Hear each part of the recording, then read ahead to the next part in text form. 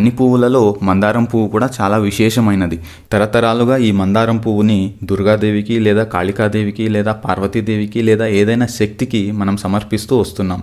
మన హిందూ ధర్మం ప్రకారం మందారం పువ్వు అనేది చాలా విశేషం. ఎందుకంటే దుర్గాదేవికి లేదా ఏదైనా శక్తికి ఈ మందారం పువ్వు అంటే చాలా ప్రియమైనది. అందువల్ల ఒకవేళ మీరు మందారం పువ్వు గనక మీ కలలో చూసినట్టుగా అయితే మీరు చాలా సంతోషించాలి. ఇది చాలా చాలా విశేషమైన కళ. ఈ కళ చాలా మంచి విశేషాలను మీ జీవితంలోకి తెచ్చిపెడుతుంది.